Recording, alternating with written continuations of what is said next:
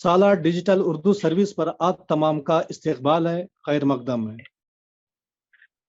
आप इस बात से बखूबी वाकिफ हैं, कल बरोज़ मंगल कर्नाटक हाईकोर्ट की जानिब से हिजाब के सिलसिले में जो फैसला सादिर हुआ, वो फैसला माशरे के, समाज के एक तबके के लिए बाइस तशवीश बना हुआ है, जबकि दूसरे तबके में ये फैसला खुशी और मसरत का बाइस बना हुआ है।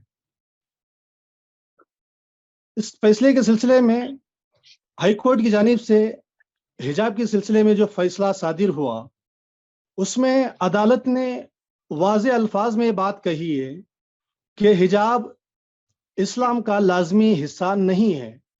इस बात पर इस जाविये से तमाम उलमा इकराम, सियासी कायदीन तशवीश का इजहार कर रहे हैं। ये फैसला कैसे सादिर किया कि हिजाब इस्लाम का लाजमी हिस्सा नहीं है, ये किस बुनियाद पर फैसला सादिर हुआ, इस बारे में बहस जारी है और मुख्तलिफ किस्म के आरा जाहिर हो रहे हैं।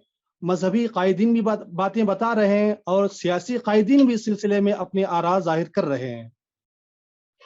इस सिलसिले में आज हमारे सामने जो मेहमान हैं, वो उन मेहमान का इसमें गिरामी डॉक्टर मोहम्मद फारूक पाशा हैं। गवर्नमेंट फर्स्ट ग्रेड कॉलेज के कॉमर्स के एचओडी हैं। इनके अलावा उनकी एक खास पहचान जो है, वो एक माहिर तालीम भी हैं और सालार के एक मुस्तकिल कालम निगार भी हैं और बेहतरीन मुकर्रिर भी हैं, दूरअंदेश भी हैं। और बहुत सी ऐसी बातें उनकी उनकी तहरीरों में ऐसी कशिश होती है कि लोग उनको पसंद की निगाहों से देखते हैं। और उनकी जो जो अभी हाल ही में उनका जो मजमून सालार में शाये हुआ, वो यूट्यूब और दीगर सोशल मीडिया पर वायरल हुआ। डॉक्टर फारूक साहब मौजूदा हालात पर गहरी नज़र और अपना गहरा नजरिया भी रखते हैं। इस सिलसिले में कर्नाटक हाईकोर्ट की जानिब से जो फैसला हुआ, उस सिलसिले में हम या हम ये जानना चाहेंगे आपसे कि आप इस फैसले को किस जाविये से देखते हैं और इस बारे में आपकी क्या राय है। जी जी, सबसे पहले जो हाईकोर्ट का फैसला है वो हमें लॉ ऑफ द लैंड है, वो हम सबको मानना पड़ेगा। और जो भी हिजाब के सिलसिले में जो भी बातचीत हो रही है या स्कूल और कॉलेजों में जो भी डिस्कशंस है, उसको कहीं ना कहीं एक एंड पे, जब हम कोर्ट पे केस लेके गए थे, तो 3 बेंच का जो भी फैसला है उसको हम अब मौजूदा हालत में उसको मान के चलना पड़ेगा। लेकिन यहाँ 2 पहलू हैं। लेकिन वो जो कोर्ट का ऑर्डर है, जो रूलिंग है, उसको भी समझना बहुत जरूरी है। और दूसरा, ये लास्ट या अल्टीमेट फैसला नहीं है। हम सुप्रीम कोर्ट में ऑलरेडी इस सिलसिले में पिटीशन डाल के हैं, उसका अभी फैसला आना बाकी है। लेकिन जहां तक हाई कोर्ट का फैसले का सवाल है, जो हिजाब के बारे में जो भी रूलिंग दिया गया है, वो सिर्फ क्लासरूम तक ही है। आपको हिजाब आप कहीं भी पहन सकते हैं, घर में या बाहर, या इवन कॉलेज प्रीमाइसिस में भी आप पहन सकते हैं।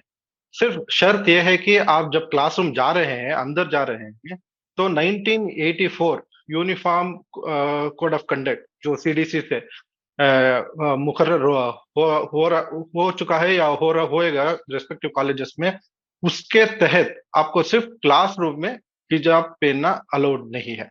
ये पहली बात है। दूसरी बात, जो कोर्ट ने अपना ओपिनियन दिया है कि हिजाब मुसलमान का अहम हिस्सा नहीं है, उसका मैं ये समझता हूँ कि कहीं ना कहीं हमारे वकीलों ने या उलमा ने, हम कोर्ट को ये ताकीद करना भी बहुत जरूरी है, या उनको ये बताना एविडेंस के साथ ये भी जरूरी है कि क्या क्या चीजें मुसलमानों के लिए जरूरी है।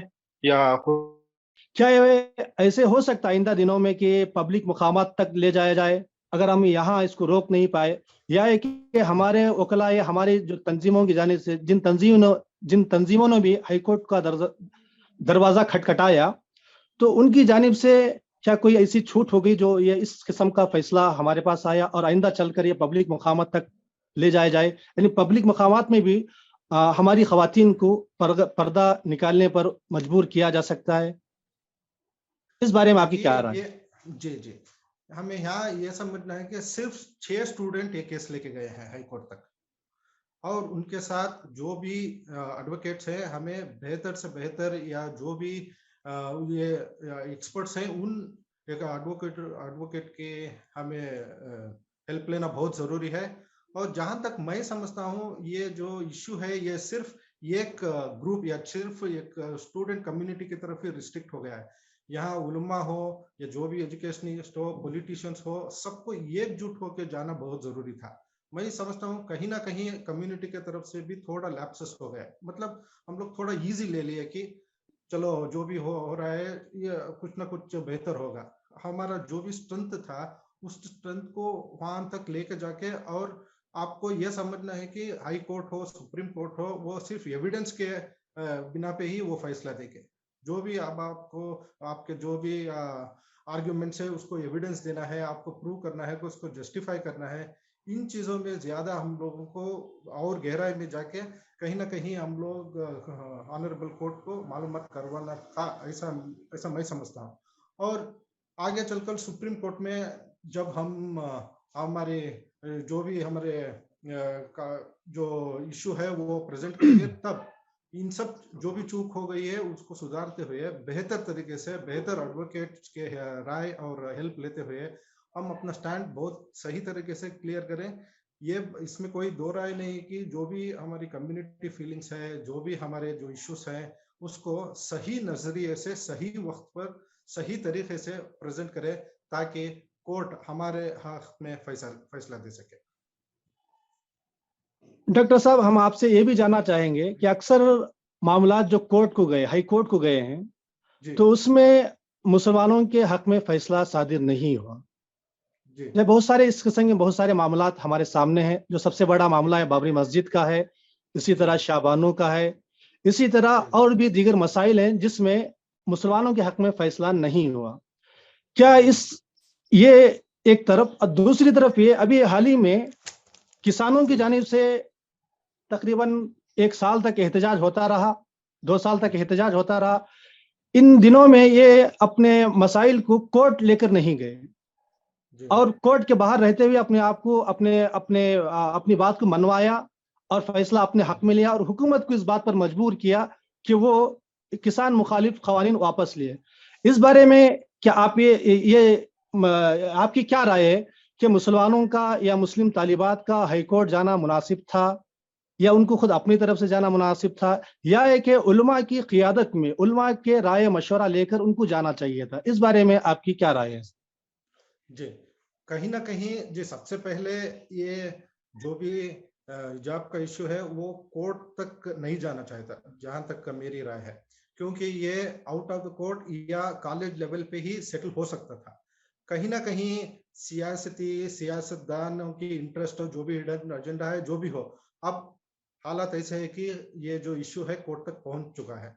और जब कोर्ट तक चला गया है तो इश्यू, तो हमें ये बिल्कुल एहतियात करना चाहिए कि हमें लीगली, जुडिशियली जो भी कॉम्प्लेक्सेस हैं उसको समझ के सही तरह से प्रेजेंट करना।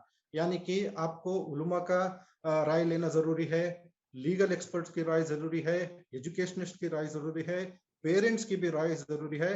और सबसे बड़ी बात यह है कि जो हमारे हदीस में भी पूरी तरह से बताया गया है कि किस तरह से हमारा चाल चलन हो, तौर तरीका हो, और जो हमारा पहनावा किस तरह हो, रहन सहन किस तरह हो, तो इन चीजों के बारे में पूरी अच्छी तरह से बताया गया है। तो हदीस का भी हम लोग क्लैरिफिकेशन लेके किस तरह हम लोग अपने आप को प्रेजेंट कर सकते हैं, उसके बारे में अभी मालूमात सिर्फ हमको नहीं, ऑनरेबल कोर्ट को भी बताना चाहिए, और जो भी नॉन मुस्लिम लोग हैं उन तक भी एक बात पहुंचाना चाहिए। अभी भी मैं क्या मेरा समझना यह है कि कहीं ना कहीं हम लोग सही चीजों को सही वक्त पे सही लोगों तक लेकर जाने में फेल हो रहे हैं। मतलब ये जो इश्यू है उसको नेगेटिव साइड ही देखा जा रहा है, वन साइडेड व्यू है, अदर साइड व्यू है ही नहीं। तो कहीं ना कहीं हम लोग में भी बहुत ये चूक हो, एक प्रेस कॉन्फ्रेंस करें या किसी ना किसी को कॉन्फिडेंस में लेके सारी दुनिया को या हुकूमत को बताएं कि ये पहलू के दूसरा जो पहलू है उसके बारे में भी सही माने में क्या सही है क्या गलत है इसके बारे में मालूमात करना है। जैसे कि आप देख रहे हैं कि मीडिया भी किस तरह से इन चीजों को उछाल रही है। अगर अपने तरफ से 2 लोग बात कर रहे हैं तो अपोजिट तरफ 10 लोग बात कर रहे हैं। मतलब हमारे में भी कहीं ना कहीं वीकनेस है, स्ट्रेंथ नहीं है। और यहाँ पर मैं ये बात भी गौर करना चाहूंगा कि जो भी हमारे जो कम्युनिटी में सो कॉल्ड लीडर्स हैं या एजुकेशनिस्ट हैं वो अपने आप को दूर रख रहे हैं इन चीजों से।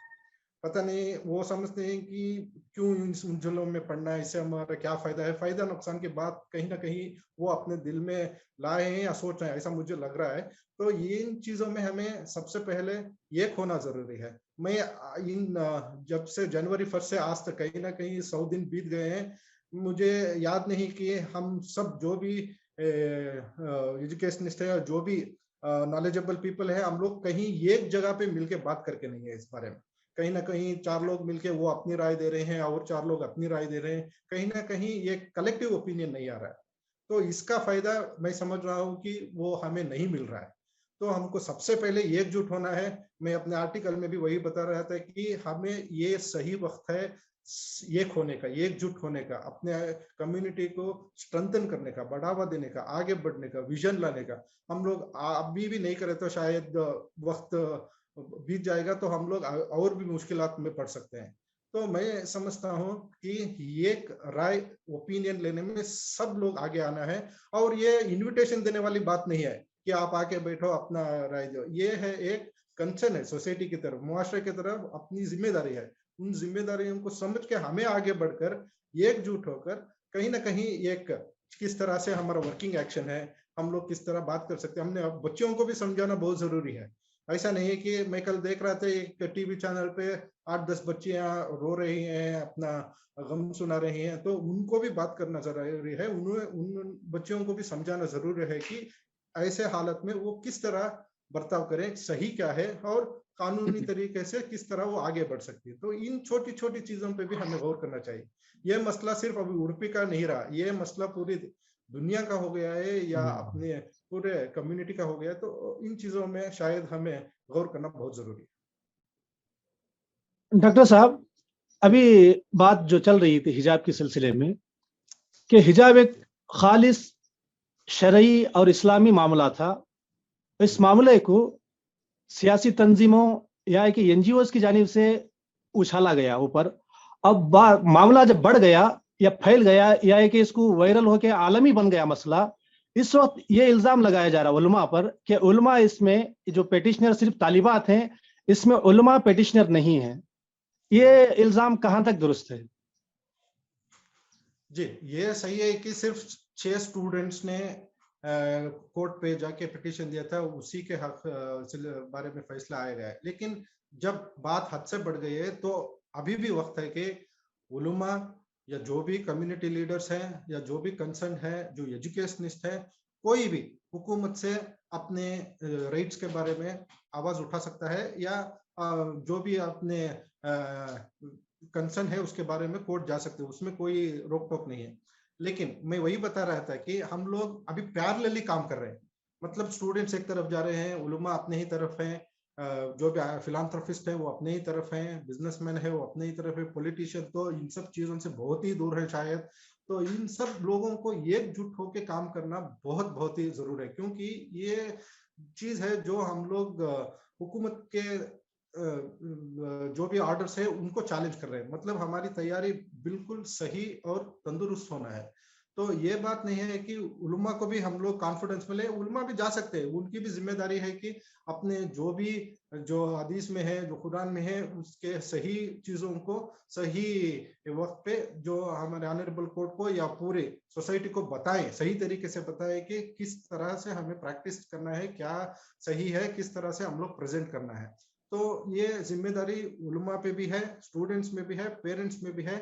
लेकिन उलमा सिर्फ अपने आप को या स्टेटमेंट देने में या प्रेस मीट करने तक ही ना रखें और आगे बढ़कर। और मुझे ये भी कहीं ना कहीं डर है कि पूरे उलमा एक साथ आएंगे या नहीं, वो भी कहीं ना कहीं एक फिक्र वाली बात है।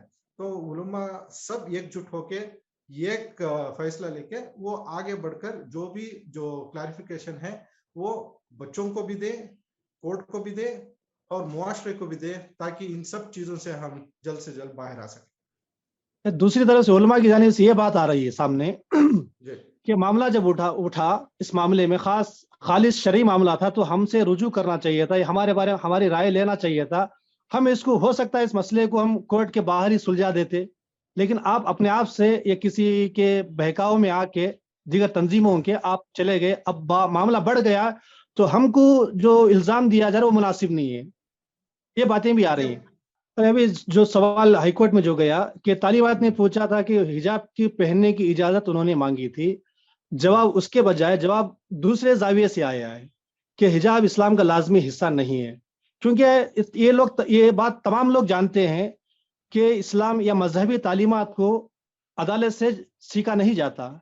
मजहबी तालीमात को इस्लामी तालीमात जानने वाले कुरान व हदीस या उलमा इकराम से जाना जाता है। जबकि फैसला जो कोर्ट से आया है कि हिजाब इस्लाम का लाजमी हिस्सा नहीं है, जबकि सवाल ये हो रहा है उनसे कि हिजाब पहनने की इजाजत दी जाए क्लास के साथ।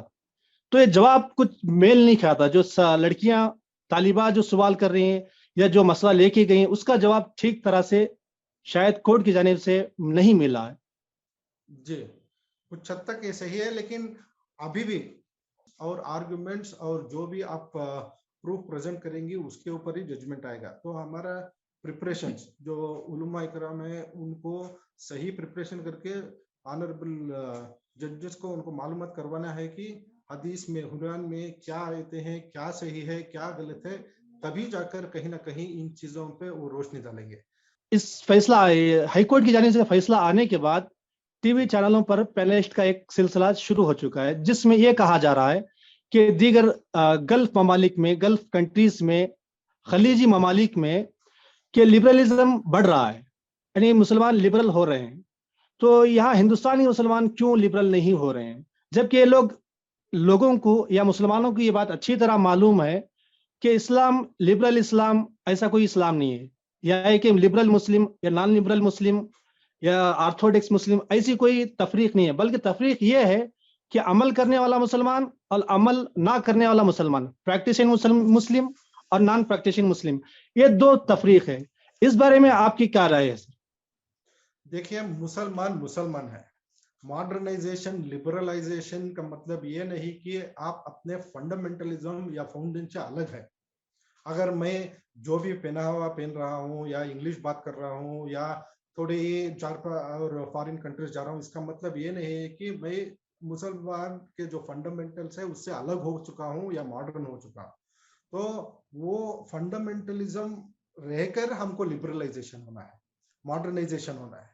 टेक्नोलॉजी आगे बढ़ रही है, सोच बदल रही है। इसका मतलब ये नहीं है कि हम अपने जो बेसिक्स प्रैक्टिसेस है, ट्रेडिशनल प्रैक्टिसेस है, उससे दूर हो गए कि मैं मुसलमान हूँ। और उसके साथ साथ मैं ये भी कहते हुए फख्र महसूस करता हूँ कि मैं एक मॉडर्न एजुकेटेड मुसलमान हूँ जो सिर्फ अपनी कम्युनिटी की नहीं, मैं हर कम्युनिटी की इज्जत करता हूँ और सबके साथ, सबको साथ लेकर तरक्की के साथ और अमन के साथ जिंदगी करना चाहता हूँ।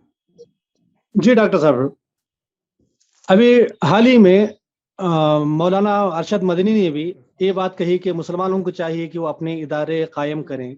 इसी सिलसिले में कल ही आपका एक मजमून रोजनामा सालार में शाये हुआ, जिसमें आप एक बहुत बड़ी बात या बहुत बड़ा पैगाम मुसलमानों के नाम दिया है, जिसमें यह कहा कि मुस्लिम तालीमी इदारों का मुत्तहिद होना इंतहाई जरूरी है। इस सिलसिले में कुछ बातें, कुछ सवालात आ रहे हैं सर। उसमें एक बात यह है कि जो मुस्लिम मैनेजमेंट के तहत मुस्लिम इंतजामिया की जानिब जो तालीमी इदारे चलाए जा रहे हैं वो 3 किस्म के हैं। एक तो खालिस दीनी इदारे, और दूसरे जिसमें दीनी उलूम भी पढ़ाया जाता है और असरी उलूम भी पढ़ाया जाता है। इसे तीसरी किस्म वो है जिसमें सिर्फ असरी उलूम पढ़ाया जाता है। इस बारे में आपकी क्या राय है कि इस किस्म के इदारों में आपस में कैसा तालमेल होगा या इनको कैसे मुत्तहिद किया जा सकता है? जी, ये बहुत अहम सवाल है और मैं भी इन चीज पे बहुत रोशनी डालने की कोशिश किया हूँ। अब वक्त है कि हम हर इदारे, जो भी हम आप जो बता रहे थे, जो 3 टाइप्स के इदारे हैं, उन तीनों को एक स्ट्रीम पे आना है। मतलब हमें फायदा सिर्फ जो मदरसे हैं जहाँ सिर्फ उर्दू एजुकेशन है या मॉडर्न एजुकेशन है, इन सब चीजों को एक प्लेटफॉर्म पे आके एक सोच लेके हमें आगे बढ़ना है, क्योंकि हम जो भी इदारे हैं ये अपने अपने दिशा में जा रहे हैं, एक अपनी डायरेक्शन में जा रहे हैं, तो इन एक का फायदा जो और एक इदारे को नहीं हो रहा है। We are not complementing each other, मतलब हम लोग एकजुट होकर काम नहीं कर रहे हैं। कि उलमा में भी बहुत से कॉन्फ्लिक्ट हैं, जो भी उनके इंटरनल इश्यूज हैं, ये सब चीजों को अब खत्म करने का वक्त आ गया है। तो हमें सिर्फ ये और भी कम्युनिटी में एसोसिएशन है जहाँ पे 10,000 स्कूल्स कॉलेजेस रजिस्टर्ड है, एक एसोसिएशन है, कम्युनिटी एसोसिएशन है, जहाँ पे साल में एक बार या 2 बार मिलके बातचीत करते हैं और बताए कि किस तरह से हम लोग 5 ईयर विजन 10 ईयर विजन करके आगे बढ़ के हम लोग कर सकते हैं।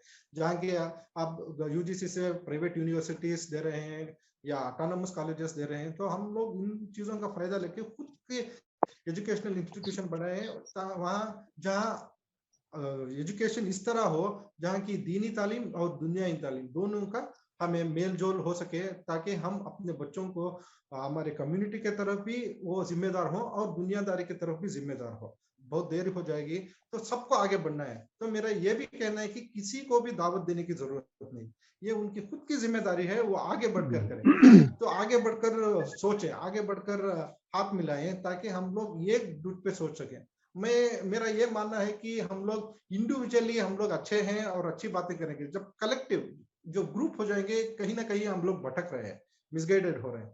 We are all workers, we are working towards community. तो हमारी जिम्मेदारी सिर्फ काम करना है, मुआशरे को आगे बढ़ाना है, कम्युनिटी को आगे बढ़ाना है, सोसाइटी को आगे बढ़ाना है, कंट्री को आगे बढ़ाना है, ना कि खुद की जो भी हिडन एजेंडा है उसको पूरा करना है। तो इन चीजों को भी हम लोग सही बच्चों को ज्यादा से ज्यादा फायदा पहुंचा सकें, जो अलग अलग लैंग्वेजेस में उन्हें पढ़ा के। डॉक्टर साहब बहुत ही अच्छी मालूमात दे रहे हैं आप, और ये गुफ्तगू जारी है।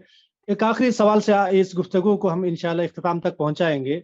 बात यह है कि अभी जो फैसला हुआ हाईकोर्ट की जानिब से, ये फैसला काबिल इत्मीनान नहीं है। ये अब फिल वक्त पिटिशनर ने इस मामले को सुप्रीम कोर्ट तक ले गए हैं। अब इसके बाद आप इस दौरान ये फैसला कब तक आएगा, ये अभी हमें इत्तला मालूमात नहीं है। तब तक के लिए आप उन तालीमात के लिए जो अभी स्कूलों में पढ़ रही हैं, उनके लिए आप क्या पैगाम देना चाहेंगे? क्या वो अपनी तालीम जारी रखने के लिए क्या सूरत हाल इख्तियार करें? इस बारे में आपकी क्या राय है? जी, मेरा मैसेज यही है कि आप इमोशनल ना हो, प्रैक्टिकल रहे, और जो भी आपकी तालीम है वो कंटिन्यू रखें। हमें यह समझना है कि जो लॉ ऑफ द लैंड है उसको फॉलो करना है, और किसी भी सूरत में जो अपनी एजुकेशन है उसको बरकरार रखना है। जो भी आपको क्लैरिफिकेशन है, या हम लोग सुप्रीम कोर्ट गए हैं, वहां पे हमें सही फैसले की उम्मीद है, इंशाल्लाह सही फैसला भी होगा। लेकिन जब तक सिर्फ इमोशनल ना हो, और जो भी और कोई आपको बहका रहे हैं या आपको गलत राह या जो भी मिसगाइड कर रहे हैं उससे दूर रहें, और ताकि इसके बारे में सोचे हैं कि हम जो भी रिलीजियस एस्पेक्ट है और जो लर्निंग प्रैक्टिकल एस्पेक्ट है, दोनों को किस तरह ढाल के हम आगे बढ़ सकें। हर इंस्टीट्यूशंस अपने हद तक हेल्प करने के लिए रेडी है, और ये क्लियरली बताया गया है कि हाई कोर्ट जजमेंट में भी सिर्फ क्लासरूम के हद तक हिजाब का जो इश्यू है वो है। अदरवाइज आपको प्रीमाइसिस में या आपके कॉलेज को जाने आने में कोई मसला नहीं है। आप इसमें कोई क्लैरिफिकेशन है तो लोकल अथॉरिटीज का सपोर्ट लीजिए, लोकल लॉ एंड ऑर्डर का सपोर्ट लीजिए, और किसी भी सूरत में अपनी एजुकेशन कंटिन्यू करें, क्योंकि अगर इसमें कुछ नुकसान होगा तो अब सिर्फ अपने बच्चों का ही होगा। तो वो समझ के वो नुकसान नहीं होना है, क्योंकि ऑलरेडी हमारे परसेंटेज ऑफ एनरोलमेंट कम है। कि हिजाब पर पाबंदी को ना मानते हुए अगर स्कूल से बाहर रहती हैं, क्या वो तौहीन अदालत में शुमार होगा सर? देखिए ये बहुत क्लियर है कि हम सबको अदालत की इज्जत करना चाहिए, जो भी उसका फैसला है उसको मानना है, उसमें कोई दो राय नहीं है। लेकिन जो बच्चे बाहर रह के हम लोग नहीं अटेंड कर रहे हैं, तो वो उनका खुद का फैसला होगा। तो उसकी जी। जिम्मेदारी भी खुद पर ही रहेगी। खुद पर रहेगी। तो मैं यही कहना चाहूंगा, बच्चे अभी भी आप पेरेंट जो कहेंगे या जो भी आपको एडवाइस देने लेंगे, तो उन पर वो डिपेंड होता है कि वो किस तरह एडवाइस करेंगे।